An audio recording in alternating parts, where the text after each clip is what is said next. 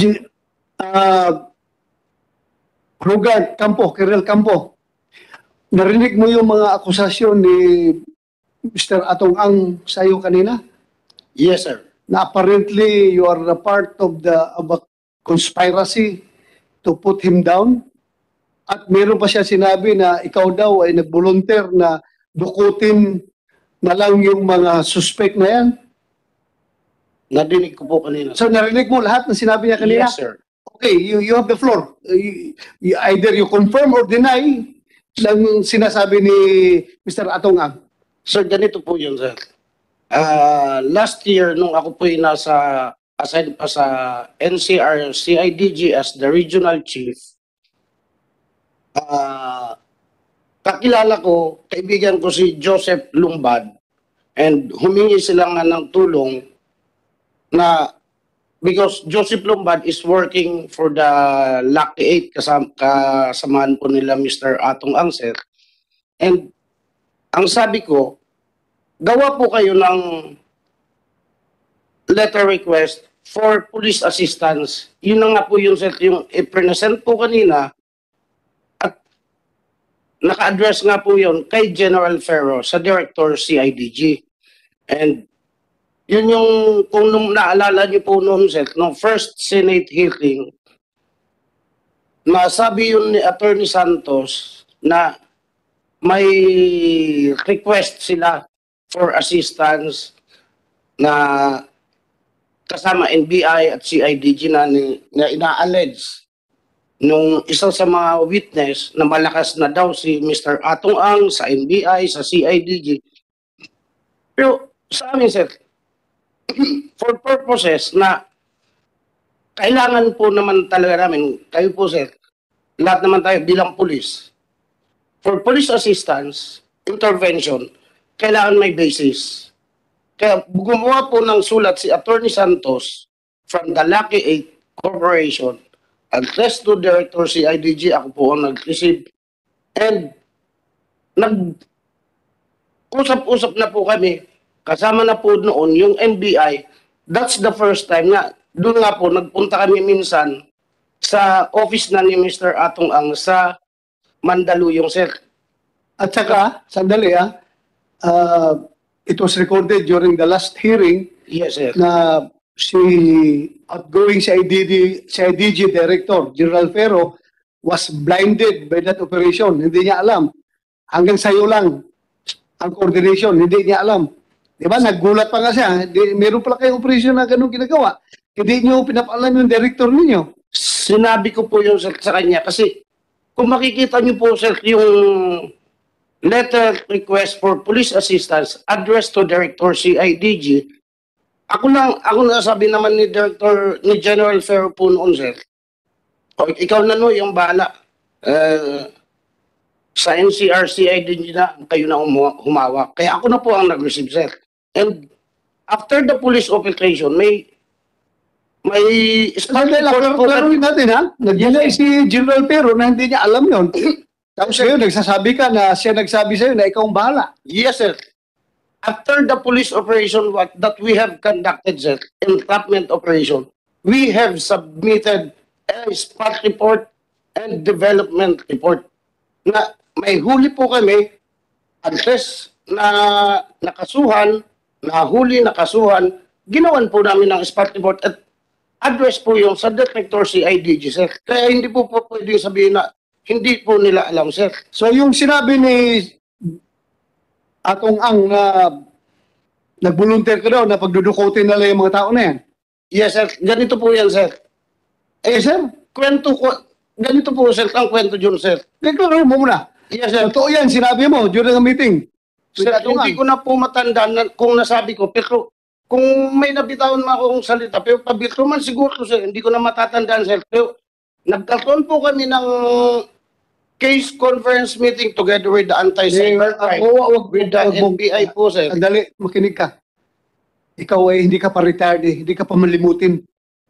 Words like that, you cannot just easily slip by your mind. Yung sinabi mo na nag-volunteer ka sa kanya na pagdudukutin lang natin yan, sir. True or false? No, sir. No. Yes, sir. So nagsinungaling si Atong Ang. Di ko na po matatandaan, sir.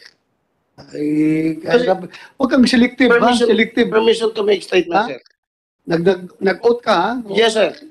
Police kernel ka. Yes, sir. Dapat responsible ka sa lahat ng pinagsasabi Opo, mo. sir. So, Permission to make statement, sir. false. Nagsinungaling si Mr. Atong Ang. Ako, sir, sige, di ko po kayang, di ko naman na matatandaan lahat, sir, kasi after our case conference, sir, pinag-usapan nga po namin, Sige, continue. pinag-usapan po namin noon, sir, together with the anti-cybercrime, with the NBI, nag-sharing nga po kami. Kasi nag-sharing kami, ito ang target. Within NCR, Metro Manila, sir, sa amin, ng NCR CIDG, napunta yung mga target na involved sa cloning. At kasama ko noon, yung anti-cybercrime. Yung outside Okay na, settle na yun. Nagkandak yan ng operation, pati NBI, Yes, sir. request na siya sa Outside Metro NBI, Manila po, sir. nagkandak operation, positive results. Yes, sir. Legal lahat yun. Yes, Walang sir. problema, di ba? Wala Opo, tayong sir. nakita problema doon, legal lahat yun. Ito na namang sinabi niya kanina na binigyan kanya ng 1 million. Yes, So sir. yun, tinanggap mo. Sir, may letter request po kami. Kasi even, totoo po yung sinasabi ni Mr. Atong Ang, sir, na even nung ako'y nasa CIDG, talagang kulang ang gamit din ng kapulisan. Alam niyo Okay, po yan, sige. sir. Tinanggap mo. Nag-donate siya ng computer, sir, 10 laptop. Okay. Tinanggap po namin nung nasa Laguna ako, sir. Gaano kayo ka-close ni Mr. Atongan? Hindi kami ganun ka-close po, sir. Ilang bisis lang kayo nagkikita? Yun nga, sir, nung doon sa office niya, nung nag-case conference po kami with the anti-cybercrime, with NBI, and then nung pangalawa nung sa Lipa, sir, na ako'y PD na po ng Laguna, na How about itong si Juan? Si Julie Patidungan. Matagal mo na itong kilala? nung sa Laguna na lang po kami kilala niyan, sir, ni Don Don, sir. Palagi kayo nagtatawagan ng cellphone. Nagkakatawagan po, sir. Okay. Si Mr. Atong may sinabi pa kanina na gusto mo daw siya magsinungaling na pinapaangkin mo sa kanya na siya ang nagfinance, nagpagawa ng building ninyo. Tumulong po, sir. Totoo yan na gusto niyang gusto mong magsinungaling siya. Sinabi ko lang, sir, na tumulong siya. Hindi nga, kaya nga tumulong siya, di ba? Sabi niya, nagtataka doon siya, bakit pinapaangkin mo sa kanya yung pag-construct ng building ninyo doon sa kampo. Yun ang sabi niya. Totoo yan na sinabihan mo siya na sabihin mo sa mga tao na ikaw ang nagpagawa nito. Yung isang portion po siguro, sir, talagang siya dahil nagbigay nga po siya ng 1 million na tulong, sir, for renovation. Hindi lang po isang building ang nag-renovate ko po sa ano, sir. Ako, hindi kita minamasama diyan sa Opo, paghingi sir. ko ng tulong. Kasi ako naging pulis rin ako. Yes, sir. Normal talaga yan na maglapit tayo sa mga politiko, sa mga negosyante. Tulong sa para Yes, hindi naman binubulsa yun eh. Opo, sir. Paggawa ng kampo, okay lang yun. Pa-repair. Marami mga mababait na tao, kagaya ni Atong Ang, na mabilis magbigay ng suporta. So, okay lang yun sa akin. Kino-confirm ko lang ito ngayon sa'yo para, kasi sinasabi ni Atong Ang na you are apparently a part of the conspiracy to put him down. Ay, hindi ko masasabing part ako, sir. Kasi, alam ko naman, ginagawa ko lang. Diretsahin kita. Sabi niya, ang pinaka-suspect niya is Mr. Bong Pineda. Yes, sir. May kaibigan ba kayo ni Bong Pineda? Hindi, sir. Hindi. Hindi po, sir. General Kaskulan. Hindi din, sir. Oo. Naging chief PNP mo yun, hindi mo kilala. Hindi, kaibigan mo, bata ka ba? Hindi, sir. Hindi. Hindi Sino po, sir. naglagay sa USPD ng Kalamba? During the time of General Eliazar po, sir. General Eliazar. Yes, sir. O ito ngayong mga kaso ni Julie Patindungan na apparently parang gawa-gawa lang daw. Sabi niya itong ang para ipin down yung tao niya. Ano masasabi mo doon sa mga kaso na hinaharap ni Patidungan, yung mga double attempted murder, frustrated murder? Wala akong masasabing may kinalaman. Hindi po time yon. Hindi po, sir.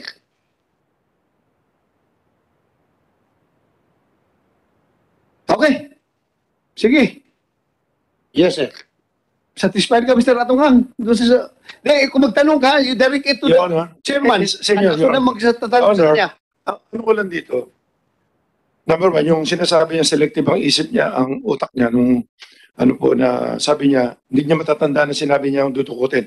Nung sinabi niya po yun, kaya ang daming accomplishment na nahuli dahil hindi nga ako pumapayag sa ganyan. Pwede niyo, kung sinasabi niya, hindi niya matanda na sinabi niya, pwede niyo natin tanungin yung NBA dito, baka narinig. Ang mga tao ko lahat kasi narinig eh.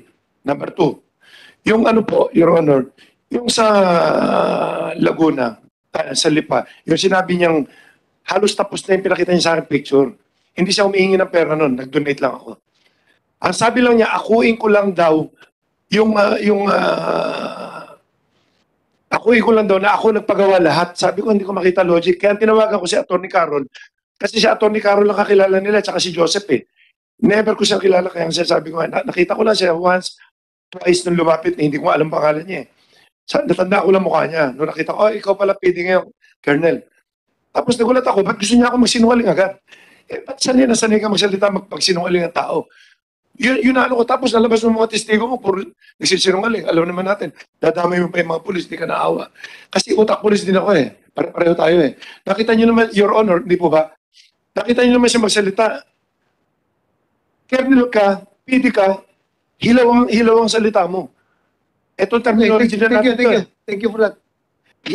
Anong reaction mo? Sir, yung sinasabi na makakalimutin ako, siguro, sir, sasabihin ko, slip of a tongue. Kasi, sir, pero kung talagang didiretsuin kung yung sinasabi ni Mr. Atong Ana, dukutin, hindi sana ginawa ko na, sir, ba't pa kami nanghuli? Nanghuli po kami. Ito ha, hindi siya sabihin nga, posibleng nadukot dahil nga mayroon tayong nahanap ngayon na 34 na tao. O, sir, pero wala po akong Kaya nga, kinalaman. very sir. crucial yung statement mo na pagdudukutin na lang natin mga yan dahil nga may nahanap tayong 34 na Yes, tao. Pero wala po akong kinalaman doon, sir. Ang pinag-usapan lang namin doon, sir, yung involved sa cloning. And nahuli po na amin yon, nakasuhan. After that, wala na po kaming kinalaman, sir. Ito yung Cloning operations yun. cloning operation lang, sir. Okay, we'll take that up later. Meron tayong kaso dyan. Mag-update Opo, na sa DG about that. So ano pa? Wala na po, sir. Thank you. Opo, sir. Salamat ha. But before yung kay section, mamaya kay section, pwede tapusin muna natin itong, sana yun, nawala na yung magkapatid na dalawa kanina dito. Balik muna kayo, kasi hindi pa kayo tapos. Pag ganun-ganun tayo eh, that's normal for a hearing na, sir. Ay, yan na, sir. Oh, sir. Balikan natin kasi naputol ka. Na binagbigyan natin si Mr. Atong Ang na magsalita. Saan ba tayo last? Ano yung sinabi mo kanina? Doon po sa, kay Michael Calaveria po. Ha? Kay Michael Calaveria po. Michael Calaveria po. Claveria. Doon ito nangyari, sa loob ito ng sabungan o sa safe house o sa police station? Sa loob po na sabungan nangyari po yun. Okay, sige, tuloy mo. Yung pong, nung binitbit na po nila kami, yun Pero bago ka mga patuloy ha, do you confirm or deny na ikaw ay konbiktado ba ito o napaila na ng kaso? convicted po your Convicted ka ng drug case noong 2002? Opo. Na lang po ako doon, Your Honor, na para pong na-set up lang po kami doon. Para pong na-sit up. Opo. Pero gumamit ka talaga noon. Noon po. O, gumamit ka. Pero hindi na po nitong Okay, anyway, lang yun. Or character reference lang yun. 2002 pa yun eh. Opo, opo. Itong iniimbestigahan natin ngayon, 2021 na mga kaso ito. Ba't Apo. lang? Wala pang tukhang noon. Uplan tukhang. Wala Wala. pa. Kaya pala tumaba ka na ngayon, no? Wala, uminto ka na, no? Wala, no? Kapal na yung pisngi mo. Mataba ka na. Okay na. Sige, continue. Nung pong kinuha po nila kami, habang binabiyahe po nila kami, yun nga po sabi sa amin na bakit si Boss Atong daw ang binangga namin. Binangga po daw namin si Boss Atong ay pader po daw si Boss Atong. Sabi ni Michael Calaveria po. Michael Claveria. Tapos may sinabi ka pa kanina na alam nyo ba na 5,000 lang? Apo, opo. Ano ba sabi? Sinabi po nila sa amin na sabi, alam niyo ba, tumawag sa akin si Boss Atong, 5,000 lang isang ulo yung binabayaran sa inyo. Pero sa ganun man, hindi namin kayo para patayin. Ang sabi sa amin po, papipiliin namin kayo. Kaso o patay. Ano pinili mo? Ay syempre po, sa amin po, ay kaso na lang po, kaysa patayin po kami. Okay. Tapos, saan na kayo dinala? Nung dinala po kami sa safe house nila. Safe house. Apo. Alam mo Sa anong safe tinatawag house? pong bahay po. Ha? Ano lang po siya eh. Bahay lang po siya eh. Safe house ng mga pulis. Parang ganun na po. Tawag nila sa kanilang safe house. Gaano kalayo galing sa Sabungan? Mga 15 minutes po. 15 minutes. Apo. Dinala kayo doon. Apo. Oh, ano nangyari pagkatapos? Dinala po kami doon ay mga mag-aalas 6 po ng umaga. Tapos nilabas po kami alas 10 na po ng gabi. Sige, tuloy. Nung pong nilabas po kami nila, nagpunta po kami dito sa may parting pagsangan po. Naghanap po sila ng pagtitigilan. Nakakita po sila nung nag-aantay po doon na single na isang barangay tanod po. Ngayon po, doon po sila tumigil. Hanggang doon po kami pinicturan. Pinicturan. Opo. Bakit? Nagtanim po sila sa amin. Ng Ng drugs ano? po. Drugs po. Drugs. Opo. Sa Pagsanhan, Laguna. Opo. So galing sa galing sa Sabungan, diretso kayong safe house. Opo. Pagkatapos sa safe house, pumunta pa kayo sa Pagsanhan, Laguna. Opo. Doon po Doon na kami kayo pinicturan po. pinantingan ng droga. Opo. Sabi po daw, doon po daw kami nag-transaction. So, pagkatapos Pagkatapos po noon, dinala na po kami sa, pinaihi po kami, tapos pinatignan. pinaihi Opo, para sa drug test. sa drug test po daw. Tapos, at saka yung, dinala po kami sa ospital. Pagkatapos po noon, dinaretso po kami ng pagsangan, doon po kami kinulong. Pagsanhan Police Station. Opo. So, kailan kayo nilipat sa provincial jail from Pagsanhan? February po ata. February. So, pagkatapos noon, ano nang nangyari sa inyo? Pagkatapos ng doon sa Pagsanhan. Doon po, nung kami kinasuhan na po, nag-ano na po, yung mga kasama namin, nagpiyansa, kami po, hindi po namin kaya. Kaya napipilitan po kami mangulungan po.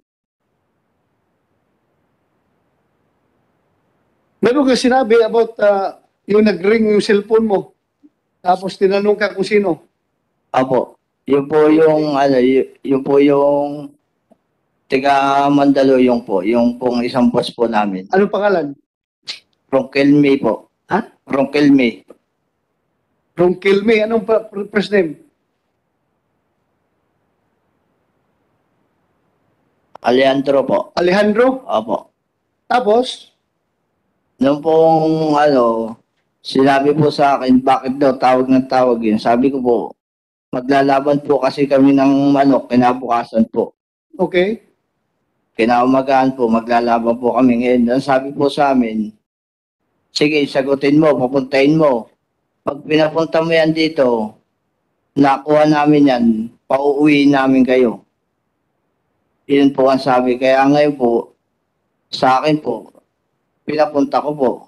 Pumunta naman. Opo. Pumunta po. Saan pumunta? Sa Santa Cruz din po. Sa bayan po. Sa Tulay po. Tulay. Opo. Tapos, Doon po nila hinuli yung tao. hinuli nila Opo. May dala po manok. si Ronquilme. Opo. Saan nila dinala? Binukod po nila sa amin yun. Dinala po nila sa Lumban. Lumban. Opo. Tapos, Kinasuhan din po ng drugs. Hanggang sa nakapagpiyansa po agad. kinasuhan rin ng drugs Opo. sa Lumban, Laguna. Opo. Hindi sa pagsanhan. Hindi po. Binukod po kami kasi po tatlo po ginawa po sa amin eh. 3 bata, 3 po matanda doon sa Lumban po. Tapos yung 3 bata sa pagsangan po. Tapos, Nung makasuhan na po kami, wala na pong hanggang sa nandito na po kami, nangungulong po kami.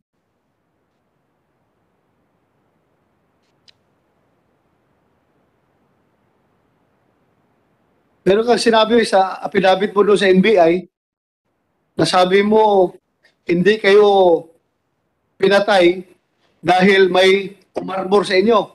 Sino bang umarbor sa inyo? Si Mayor Volter po daw. Mayor Volter. Volter Taga Malaya po yun. Malaya. Opo. Siya ang Ang tumawag po daw kay Boss Atong. tumawag kay Boss Atong. Opo. Na ano? Na inarbor po daw kami kaya kami nabuhay. Kaya kayo hindi, Hindi pinatay. kasi narbor kayo. Opo. Volter na sir, Mayor Volter. Anong plus name ng Mayor Volter yan? Yun lang po pagkakakilala ko po doon eh. Ano na po yun eh, stroke na po ngayon eh. Na-stroke? Opo. Na-stroke na po ngayon. Pero nung 2020, Mayor siya na anong bayan? nang punta po. Ha? Punta. Punta? Opo. Punta Rizal. Opo. Ano na po yun? Ex-mayor po. Ex-mayor. Ex-mayor. Opo. Tapos yun, na-stroke na. Opo. Siya daw ang tumawag. Opo, opo. Kanino? Kay Mr. Atungang po. Mr. Chairman, Yes, sir. paano mo nalaman? Nung po, In-arbor kayo. nung po dumalaw po sa amin yung lola po nung kasama po namin, kinuwento po sa amin. Sabi, pasalamat kayo kay Mayor Volter. Tumawag siya kay Boss Atong. Kung hindi, matitiklop na kayo noon.